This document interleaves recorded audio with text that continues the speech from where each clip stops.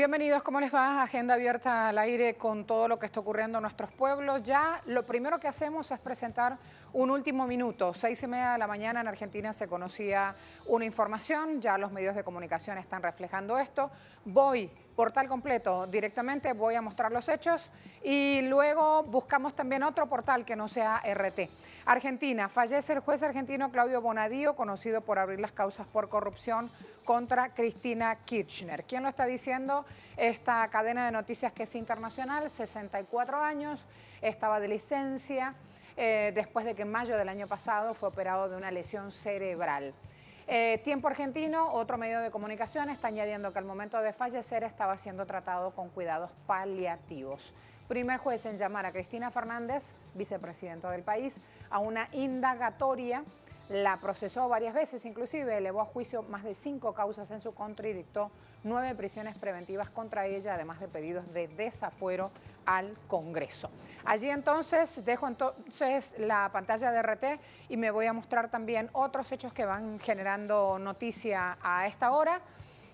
Las repercusiones en Argentina, las redes sociales rápidamente replicaron esta información, se fueron justamente a Trending Topics, lo que está ocurriendo. Si usted pone Bonadío en cualquier buscador en este momento, están comentando lo que ocurre allí. Ya vamos a buscar también desde aquí, una vez que se da la voz oficial, y no solamente replicar lo que los medios locales dicen, vamos a seguir chequeando esta información. No solo lo que dicen los medios de prensa y los colegas, sino también lo que están diciendo los ciudadanos argentinos, que es tan importante esa voz. Recuerden, tenemos Agenda Abierta, nuestro usuario en Twitter y también en Instagram, para que podamos sumar voces. Y el usuario de Telesur en red social Twitter es @TelesurTV. Ya me van escribiendo ustedes y vamos chequeando también desde acá lo que van diciendo.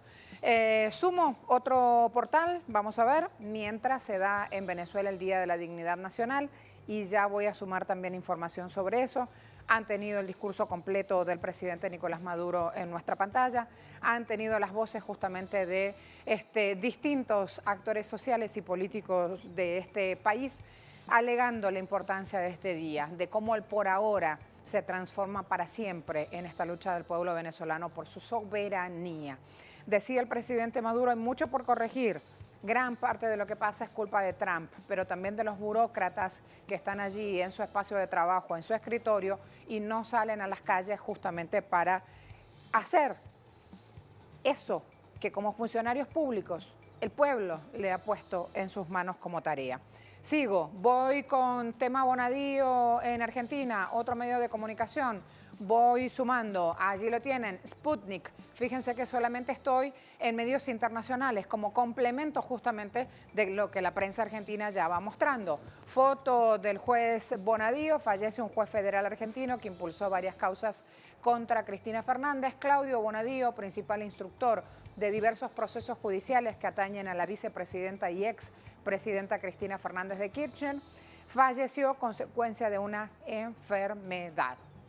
Ahí entonces de lo que está hablando en este momento el mundo. Además, sumo 2 temas de los cuales también aquí vamos a agregar análisis. Estados Unidos, un medio de prensa indica, ya le muestro cuál, un medio español, bochorno en los caucus de Iowa. ¿Qué es un caucus? Elecciones primarias. Ahí paso a mostrar ya la pregunta. Fíjense aquí, sin resultados, así ha terminado esta elección primaria, por errores técnicos. Y preguntamos, ¿alguien les dará un golpe por los retrasos en la transmisión de datos electorales? Ahí el primer punto entonces a desarrollar. Luego, el presidente de Argentina está de gira por Europa. Alberto Fernández está buscando inversiones. Preguntamos, ¿inversiones para repeler el modelo que le impone el Fondo Monetario Internacional? De una a los hechos, hoy nos va a faltar tiempo. El acompañamiento a través de redes sociales, repito, vía Twitter, vía Instagram, como a esta hora.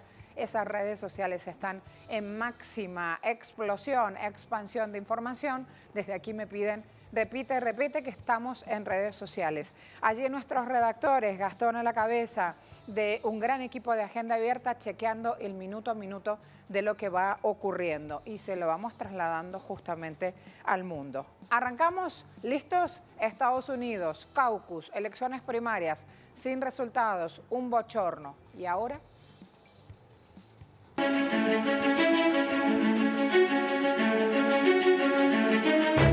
El presidente de los Estados Unidos presentará el denominado Estado de la Unión, un informe en el que se detalla la situación general del país, así como las propuestas legislativas del Ejecutivo para el año. El jefe de la Casa Blanca buscará difundir a través de esta plataforma los principales temas de interés en el ámbito económico, internacional, comercial, entre otros. El discurso programado para esta ocasión será el último de Donald Trump en su actual periodo de mandato, en el cual pese un proceso de juicio político que se sigue en el Senado.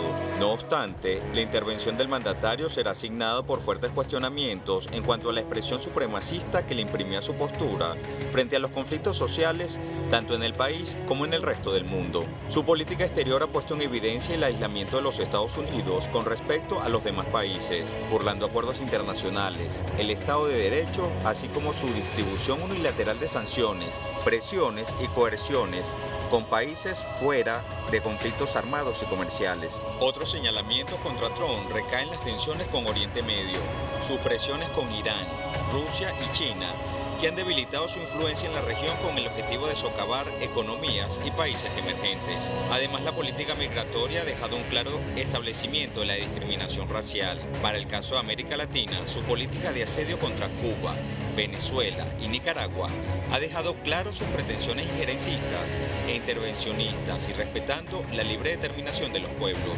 Esta mañana en Agenda Abierta analizaremos el contexto en el que Trump difunde este discurso y qué perspectiva traerá para la región del mundo en vísperas de un proceso de juicio político y ambiente electoral.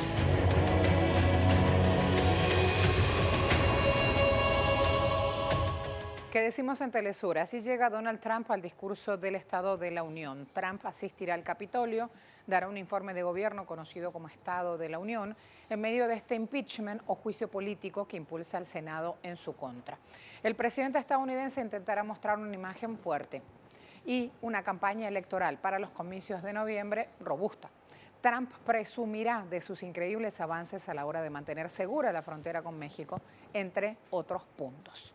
Sumo de inmediato a las primarias, caucus, abc.es, bochorno en los caucus de Iowa, sin resultados por errores técnicos. Al parecer, una nueva aplicación digital desarrollada por el Partido Demócrata de Iowa para ayudar a los distritos electorales a calcular justamente el reparto de delegados y transmitir los resultados dio fallos. El recuento ha tenido que hacerse ya con, sigo avanzando, avancen por favor, documentos físicos y conseguir un recuento fiable se va a alargar durante horas.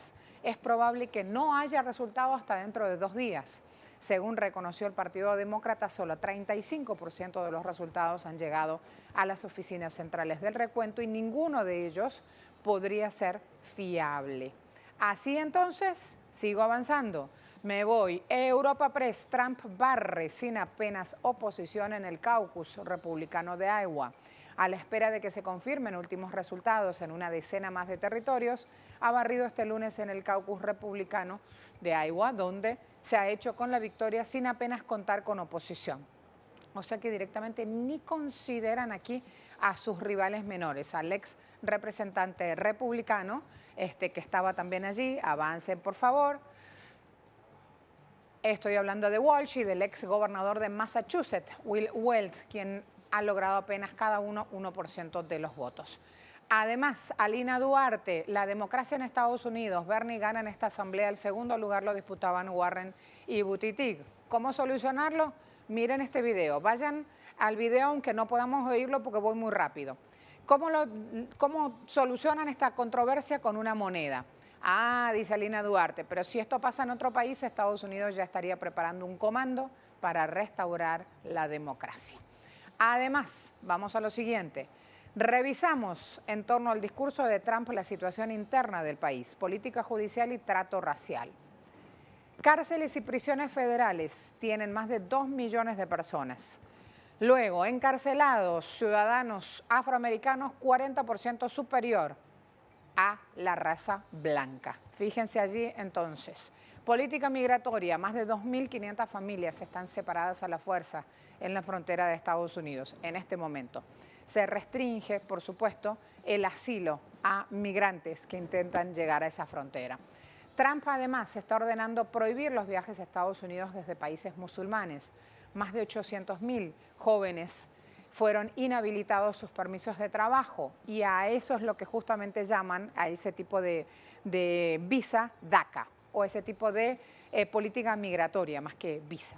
Política exterior, hay chantajes por retiros de apoyo financiero. México, Palestina, Yemen, Bolivia, Haití saben lo que hace la garra imperialista.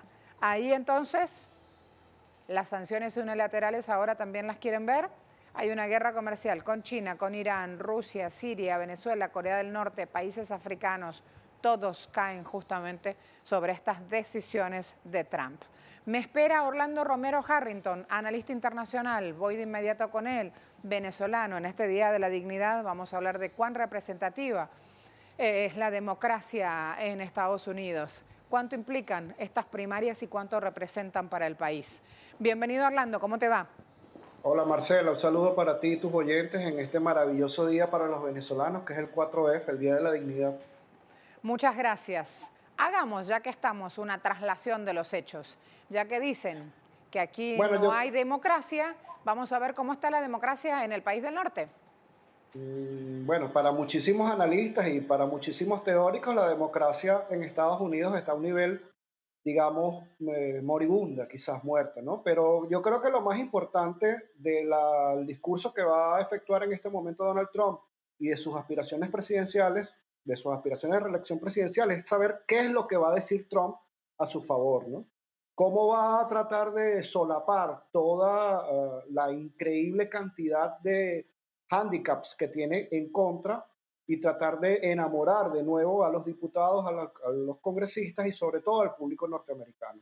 Recordemos que Trump acaba de firmar un acuerdo comercial con México y Canadá y este acuerdo comercial le va a sacar muchísimo filo, puesto que es quizás la primera promesa electoral y la más importante promesa electoral que ha hecho Trump desde su mandato al pueblo de Estados Unidos. Recordemos que el ascenso de Trump al poder se basa precisamente en la exacerbación del nacionalismo estadounidense. Es decir, Trump, el público cautivo de Trump es básicamente rural, en las zonas rurales en donde Trump tiene más fuerza. Y es precisamente esas zonas rurales que han sufrido los embates de la crisis capitalista, con miles de fábricas cerradas, pueblos casi muertos, pueblos fantasmas, personas que han perdido el trabajo, han perdido, digamos, la capacidad que tenían anteriormente de vivir en Estados Unidos, de ese fabuloso sueño americano. Estados Unidos no es lo que nos venden. Probablemente haya una significativa cantidad de pobres que aumenta cada día, y Trump llegó al poder hablándoles a esos pobres, hablándoles a esa clase media desvencijada, lo que llaman algunos el white trash, hablándoles, prometiéndoles trabajo, un trabajo digno y un salario digno. Con este acuerdo que ha firmado con México y Canadá, Trump va a enarbolar la bandera del empleo seguro. No estamos hablando de un empleo remunerado o bien remunerado, o un sueldo decente, o unas condiciones de vida decentes. Estamos hablando de simplemente trabajo. El sueldo que sea el que quiera, el capitalismo o la empresa de turno. No estamos hablando de sueldo, no estamos hablando de calidad de sueldo, estamos hablando de trabajo. Y eso es lo que va a prometer Trump en este momento. Él va a tomar ese triunfo, entre comillas, como un hecho magnánimo que se basa en sus capacidades comerciales, que se basa en ese nacionalismo exacerbado al que juega Trump, y es una nostalgia, un recuerdo nostálgico de lo que era Estados Unidos hace una decena de años. Entonces, probablemente ese sea el principal argumento que Donald Trump elija en este momento para tratar de seducir al Congreso y a los oyentes. En el otro orden de ideas, Trump siempre ha amenazado con que si a él lo derrocan de su puesto, si a él lo sacan de la Casa Blanca, se formaría una guerra civil. Este argumento lo hemos oído ya varias veces, pero en estos momentos se está repitiendo muchísimo por algunos voceros no oficiales. Recordemos que Trump tiene una gran capacidad de trabajo en redes sociales. Y recordemos el eslogan que dice el 90% de lo que dice es mentira. Entonces, quizás esos sean los dos argumentos principales. Primero, Él ha logrado traer de nuevo el trabajo a Estados Unidos y luego, si él sale, va a haber una guerra civil patrocinada fundamentalmente por los extranjeros. Y aquí y aquí entra el otro punto más importante, que es la xenofobia que promulga Trump. Entonces, ha satanizado a los inmigrantes, sobre todo a los latinos, a los negros y a los musulmanes, los ha estigmatizado y ha vuelto a la población de Estados Unidos más xenófoba de lo que aún es, Marcela. Vuelvo contigo. Muchas gracias, Orlando. Más preciso imposible y en tiempos televisivos. En un día súper especial aquí en suelo venezolano, nosotros estamos reportando cómo ABC y medios españoles, aliados mediáticos de los grandes tanques mediáticos estadounidenses, indican bochorno en los caucus de Iowa sin resultados por errores técnicos. Y preguntamos, ¿alguien les dará un golpe por los retrasos en la transmisión de datos electorales? Y creo que vale la pena una respuesta tuya, aunque sea cortica, Orlando. ¿Qué responderías? Para nada.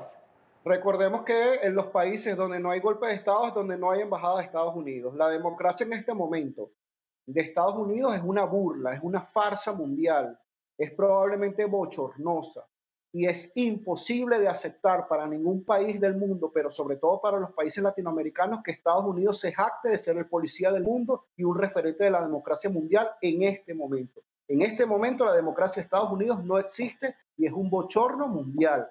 Y como países latinoamericanos y como ciudadanos dignos y soberanos, no vamos a aceptar ninguna injerencia de ningún tipo, ni de diplomático, ni de económico, ni de militar, en base al ejemplo que ha dado en este momento en Iowa, que es el hazmerreír mundial de los procesos políticos contemporáneos.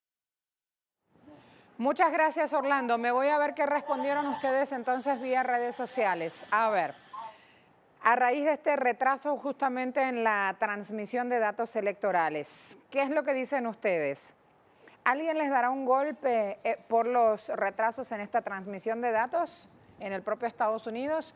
Nadie es lo que está diciendo 29,7%. Cinismo máximo 28,4%. El propio Trump 16,2% y nadie oye al pueblo 25,7%. Quiero irme ahora a una pausa rapidísima. Vamos a seguir avanzando desde aquí ya con los temas que se dan en Venezuela. También el 4 de febrero se celebra el Día Mundial contra el Cáncer, promovido por la Organización Mundial de la Salud. Así que este es el punto. Nos vamos rapidito a la pausa y ya regreso con otros temas.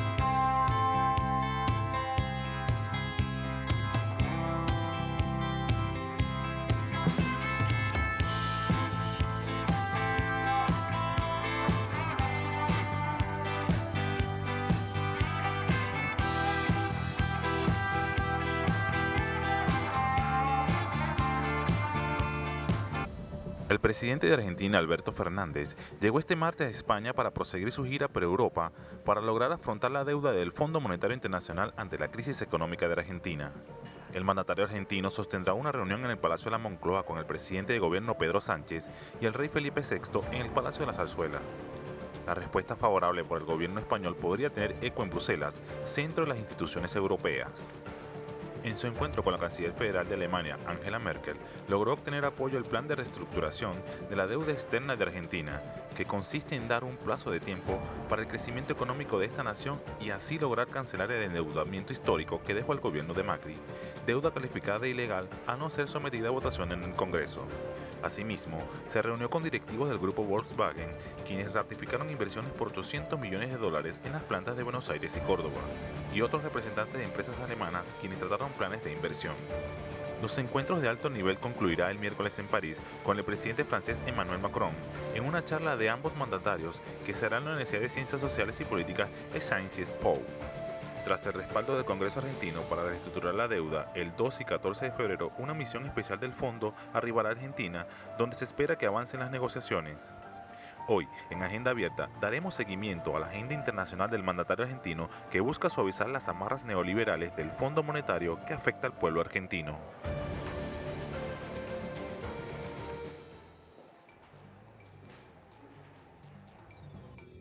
Sputnik dice Alberto Fernández se reunirá con Pedro Sánchez y Felipe VI en Madrid. Breve visita del presidente argentino se enmarca dentro de la gira que está haciendo justamente reavivando sectores económicos, busca inversiones, apoyos para renegociar la deuda del país con el Fondo Monetario Internacional y con los acreedores privados. Además, siguiente portal, La Razón de España, las claves de la visita del presidente argentino a suelo español. La gira que lo ha llevado a Europa, dicen aquí, tiene un marcado carácter económico.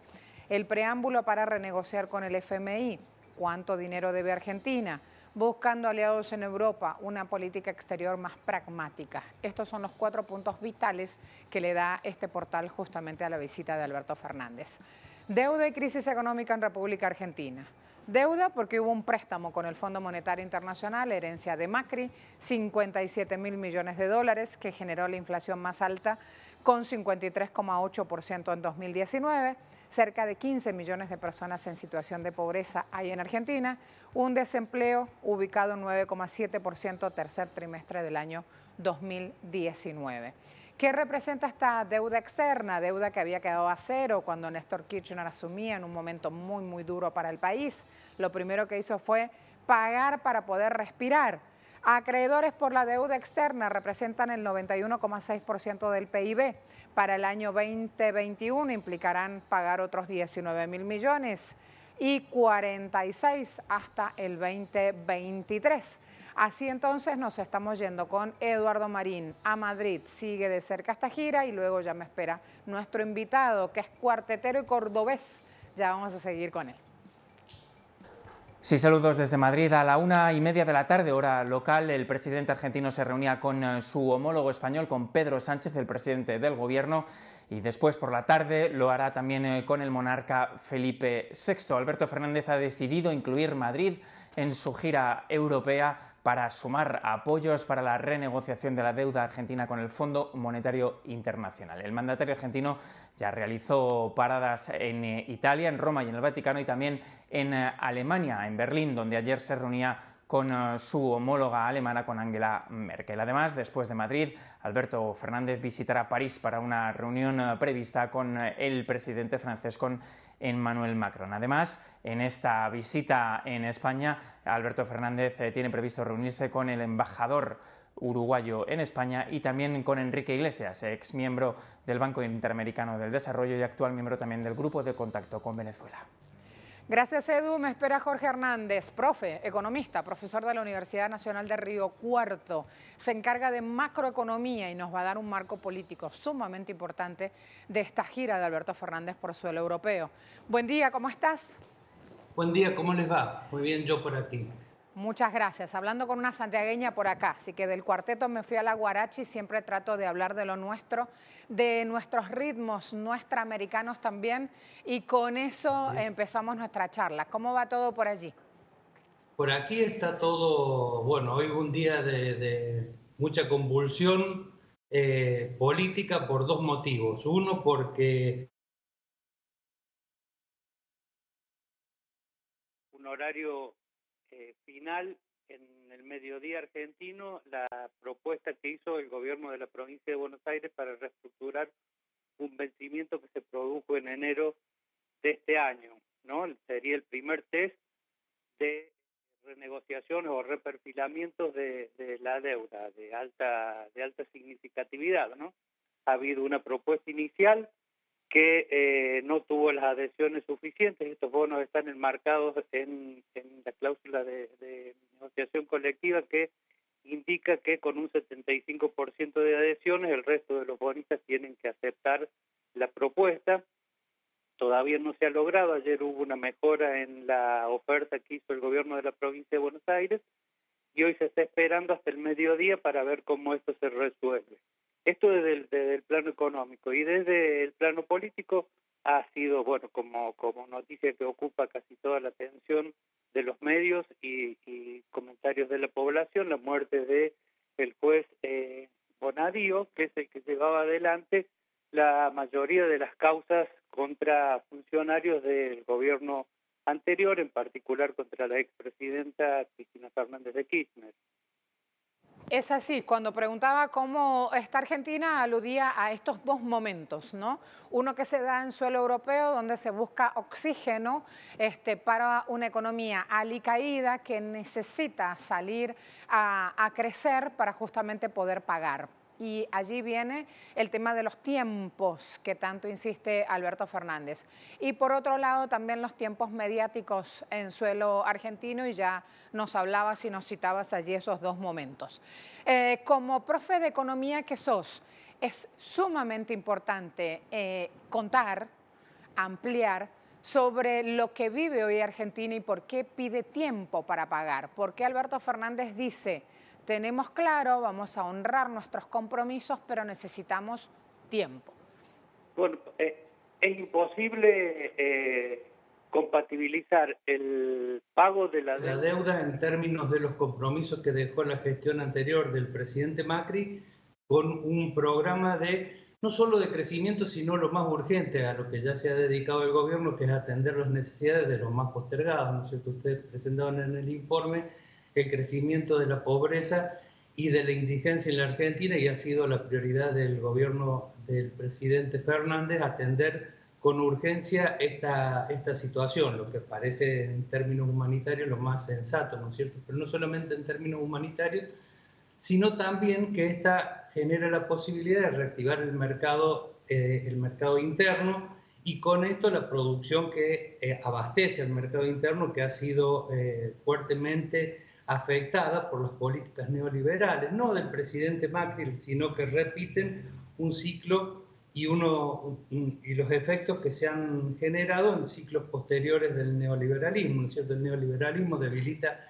el mercado interno y con ello debilita todo el entramado de pequeñas y medianas industrias que lo abastecen. Esto hace crecer el desempleo, hace crecer la pobreza, la indigencia, reducen los ingresos salariales, reducen los ingresos de los trabajadores en retiro, de los jubilados, como les decimos aquí en Argentina, ¿no es cierto? Porque la afectación de los recursos presupuestarios tienen una prioridad absoluta de la atención de la deuda.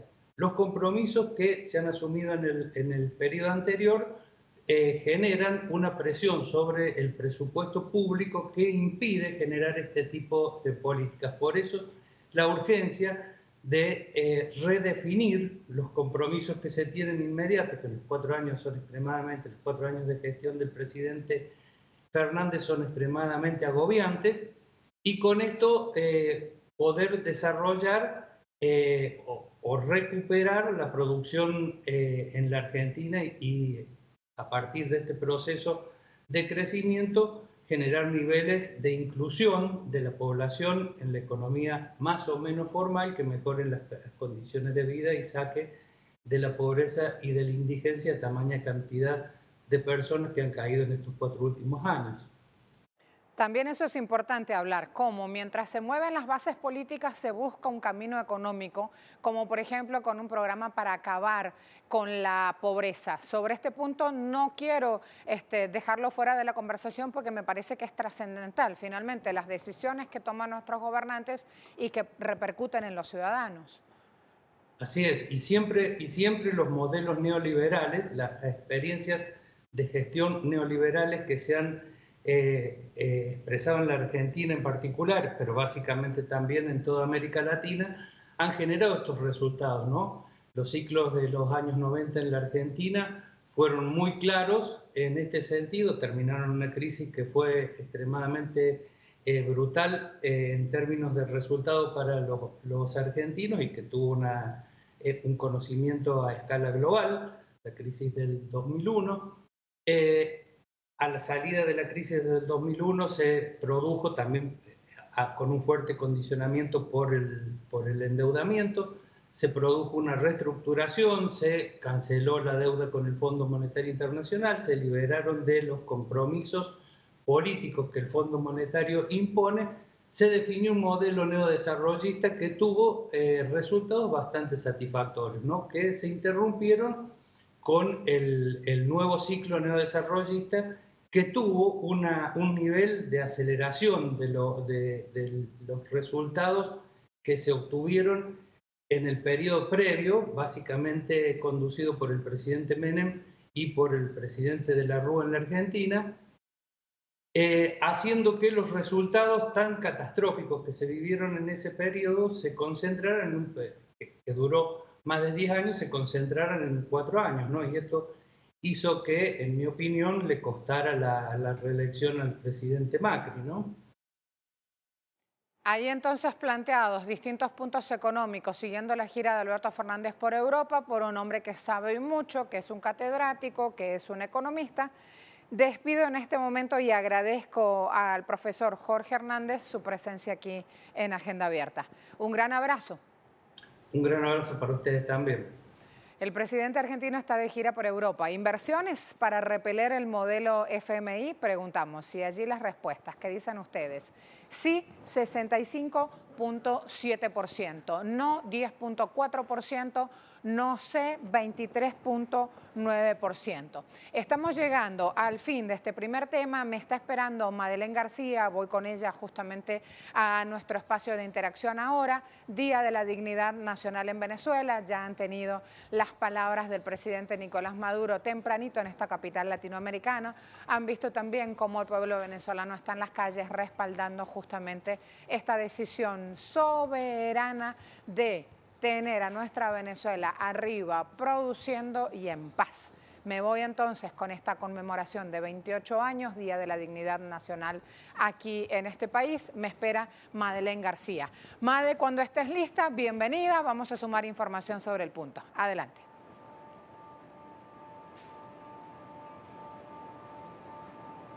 Pero hay que contextualizarlo, porque hace 28 años, un día como hoy, amaneció de rebelión cívico-militar. Pues los militares se rebelaron ante el sistema, pero no precisamente frente al gobierno, sino ese gobierno de Carlos Andrés Pérez que seguía las políticas del Fondo Monetario Internacional. Y decía el presidente Nicolás Maduro que fue el primer país que se rebeló ante las políticas que empobrecieron a casi el 80% de la población venezolana, más del 20% de pobreza extrema. Y precisamente frente a eso se rebelaron estos militares que hoy además son los altos generales que ocupan el alto mando militar, y de allí entonces la doctrina militar que diseñó, creó con todos sus compañeros el presidente, el comandante Hugo Chávez Frías. Un día como hoy, el comandante Hugo Chávez Frías, desde el cuartel de la montaña donde reposa eternamente y donde concluyó la marcha, que inició muy temprano hoy con el alto mando militar, con sus componentes y con el presidente Nicolás Maduro, pues desde allí dirigió esa rebelión militar que marcó un antes y un después en la historia de Venezuela. Es decir, militares rebelándose, pero no, decía el presidente Nicolás Maduro, como han tratado de hacer en este momento ese grupo de militares o ese puñado de militares que, apoyados por Estados Unidos, que apoyados por fuerzas extranjeras, tratan de agredir a Venezuela. Hace 28 años ocurrió lo contrario. Fueron militares nacionalistas que trataron de liberarse de las cadenas del Fondo Monetario Internacional, y hacía esa diferencia, Marcela, el presidente Nicolás Maduro, y es muy importante este contexto para poder entender por qué hoy se habla de esa dignidad nacional que despertó al pueblo venezolano. Esto lo antecedió además esta fecha, una fecha como hoy, en el año 1992, lo antecedió un hecho, el 27 de febrero de 1989, con el Caracazo, conocido así, que fue la explosión social del pueblo en las calles, algo muy parecido a lo que está pasando en Colombia, en Chile. La población se rebeló, la Fuerza Armada salió a las calles, pero a matar a la población venezolana. Se estiman que hay más de 5.000 muertos y que además fueron enterrados en fosas comunes. en una zona que se llama La Pese, en el cementerio del sur, aquí en Caracas.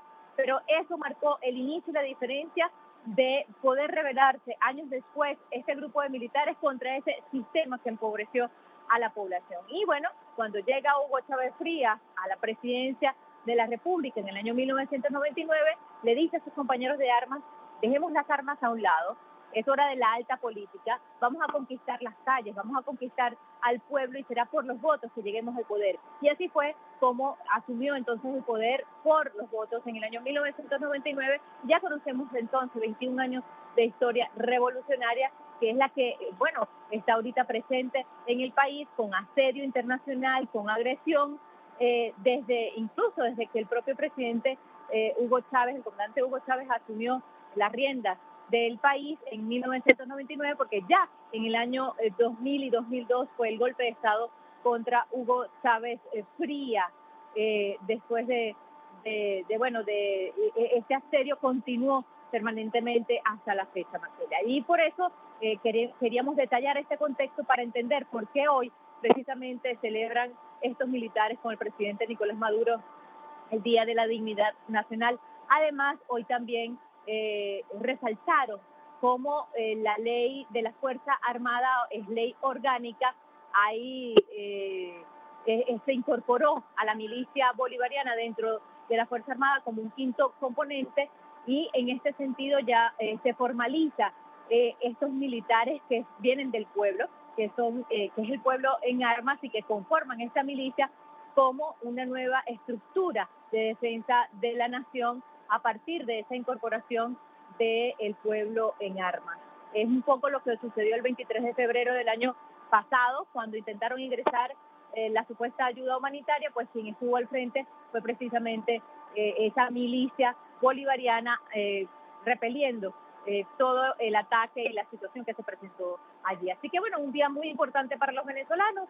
Por un lado, unos lo ven como un golpe de Estado que ocurrió en el año 92 contra, además, la democracia en este país, pero para otros, precisamente, se hizo una rebelión cívico-militar para reforzar la democracia y cambiar la historia de Venezuela. Marcela. Muchas gracias, Chávez, enseñándonos democracia, pueblo, participación, protagonismo, poder popular, conceptos que hoy justamente el chavismo enarbola como bandera. Hay cosas para seguir trabajando, hay cosas para solucionar incluso, pero allí Madeleine, con un muy buen contexto, con mucha información, les va contando algunas de las claves, y desde aquí vamos sumando imágenes, y a lo largo de este día también vamos a estar aludiendo al tema. Me preparo ahora a ver otras cuestiones económicas y luego una pausa. Primero, decisiones que toman nuestros gobernantes y que impactan en nuestros bolsillos.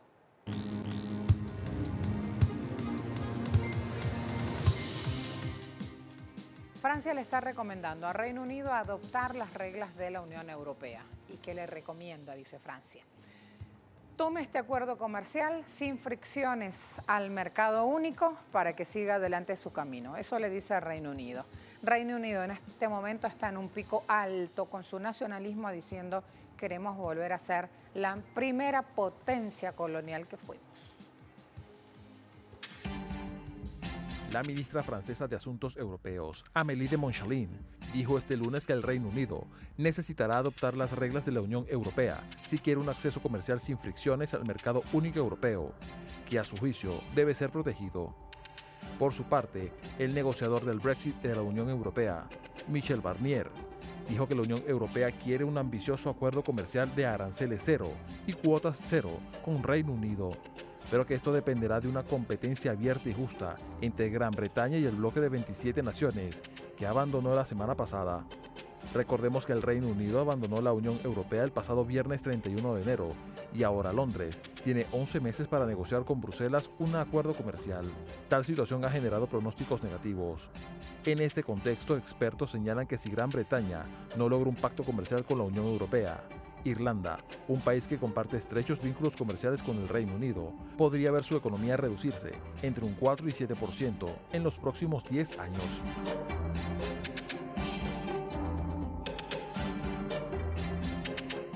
En el Líbano están pasando una situación delicada. Los bancos del país acentúan las restricciones para retirar dólares. Esto lo informa la agencia de noticias AFP. Jornada del lunes, 3 bancos contactados por esta agencia de noticias indicaron que habían reducido su tope a la mitad. Algunos bancos apenas autorizaron a sus clientes a retirar $600 por mes para cuentas con menos de $100.000. Para aquellos clientes con cuentas con más de $1 millón, el límite varía entre 2.000 y 3.000 dependiendo del banco. Recordemos, el Líbano está agitado desde el 17 de octubre pasado. Hay un movimiento de protesta sin precedentes contra la clase política.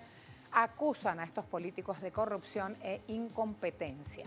Los manifestantes subrayan en particular la responsabilidad de estos políticos en la crisis económica que sacude al país desde hace varios meses y que ha empeorado el comienzo justamente de este movimiento. Volkswagen, la empresa automotriz alemana, anunció inversiones para plantas con sede en Argentina, resultado de la gira de Alberto Fernández. El fabricante le adelantó al presidente argentino que prevé invertir $800 millones para sus plantas en Buenos Aires y en Córdoba. El responsable de producción y logística de Volkswagen anunció al presidente argentino el inicio de estas actividades de producción de las primeras preseries del proyecto Tarek, un nuevo modelo. Allí en el Centro Industrial Pacheco, esto es en el Gran Buenos Aires, donde gobierna Kicillof. También van a producir una caja de velocidad de 6 cambios en el Centro Industrial Cordobés. Particularmente la producción de esta última pieza implica una inversión en Argentina de $150 millones porque era exclusivamente para exportación a Europa. Allí entonces los modelos, las imágenes preciosas que estamos viendo, pero sobre todo resaltamos la importancia de la decisión que asume Volkswagen de seguir operando en Argentina, elevando justamente la suma para producir. Pausa rápida, ya volvemos con más. Me esperan en Bolivia, me esperan en Brasil y hay otros puntos también del mundo que vamos a ver si nos da el tiempo.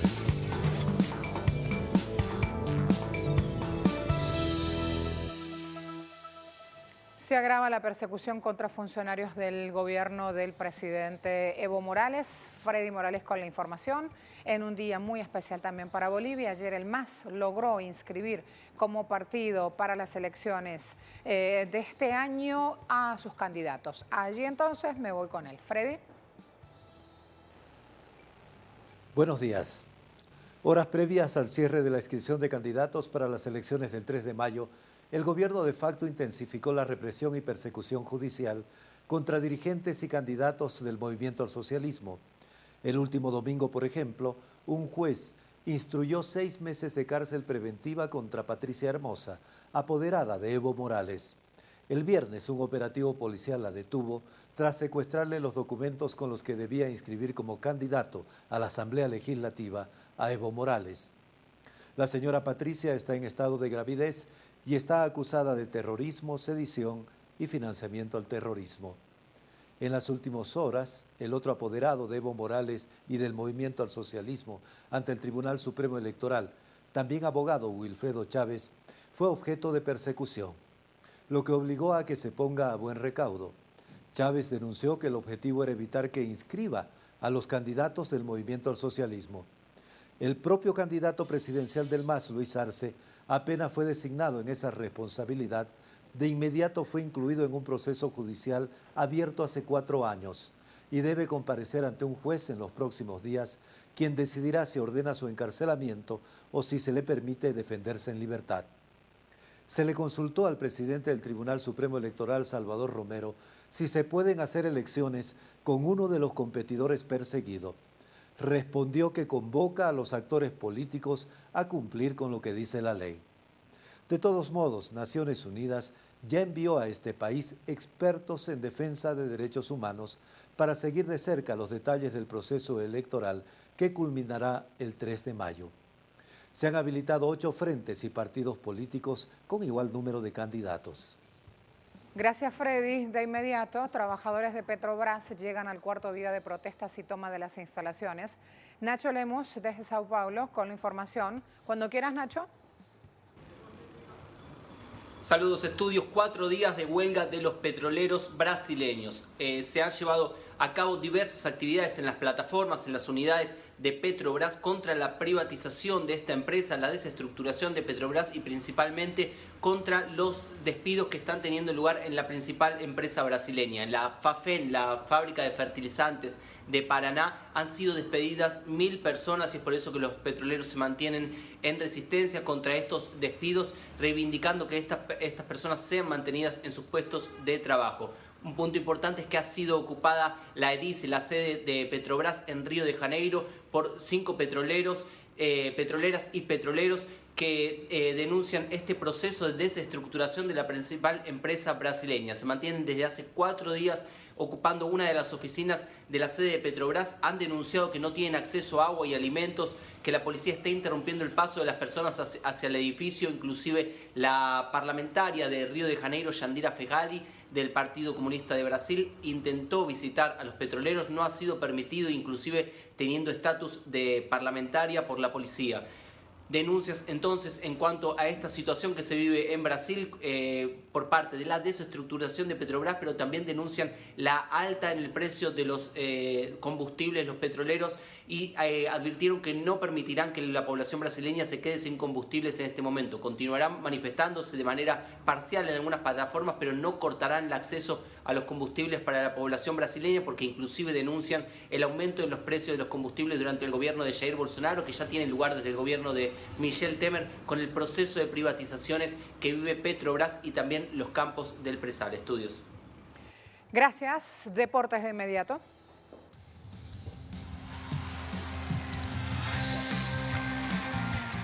Nos vamos con las eliminatorias sudamericanas de fútbol sala para el Mundial Lituania 2020, segundo día consecutivo. Selección venezolana de futsal rescató otra victoria en suelo brasileño. Allí parte de lo que acontecía.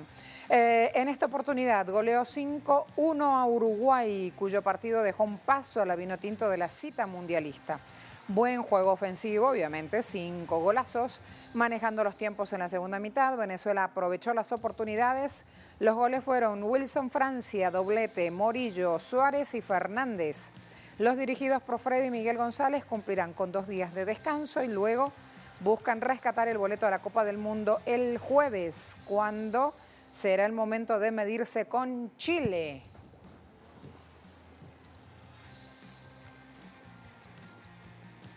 Y fíjense, Chile aplastó 6-1 a Bolivia y mantiene esperanzas de clasificarse también, o sea que va a ser un duro rival para la Vinotinto. Goles de Chacón y Carrasco, dobletes cada uno. Eduardo Pérez y Martínez Conde pusieron los otros, 6 goles. El atacante Valda había empatado para el conjunto boliviano, pero una vez terminado el partido, el chileno Araya dijo: necesitábamos un triunfo así para la parte olímpica, y se preparan ahora justamente para Uruguay y Venezuela, sus próximos rivales. Nos vamos con notas del preolímpico femenino de la Confederación Asiática de Fútbol. Corea del Sur debutó con triunfo, 7-0 ganó a Birmania, primer partido del grupo A. Soyun adelantó a la surcoreana, 7-0 el resultado del partido, tremendo. Soyun llegó al minuto 6, después el 52. Al 37 Lee So fue con el 2-0. Terminando el descanso, Selji 3-0. Ji convertía el cuarto y Park Ji-un se uniría con un doblete. El equipo está a un paso de ganarse su lugar en Tokio 2020. A Birmania le toca jugar, tiene que ganar sí o sí, con Vietnam. Si no gana, se pierde el sueño olímpico. Seguimos con la clasificación olímpica femenina. China Taipei se acercó un paso más a Tokio 2020. Le ganó, esto mejor, miren el gol, 1-0 a Tailandia. Vamos a ver cómo llegaba. Ahí lo intentaron. Buena la guardameta. China Taipei se acercaba un paso más a Tokio 2020. Vencía, decía, en el partido inaugural de este grupo B 1-0. Golpeó primero, minuto 19. Ting Chi, ahí la tuvieron. Ajustado al travesaño de Tiffany Sornpao. La campaña de China sigue. Australia este viernes, próximo rival.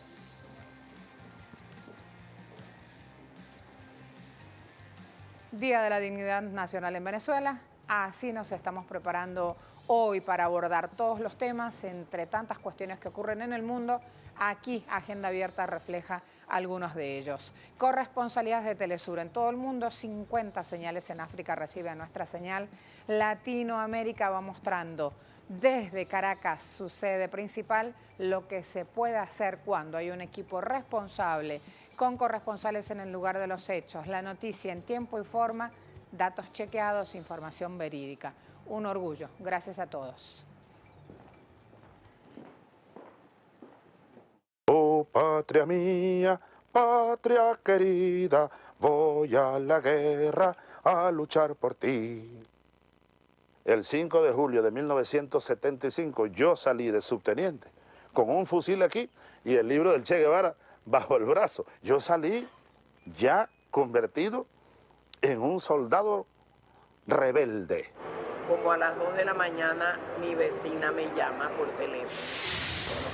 Cuando oigo el teléfono vuelo porque uno cree que es un enfermo. Entonces vuelo y aló y que es Cecilia, mi vecina.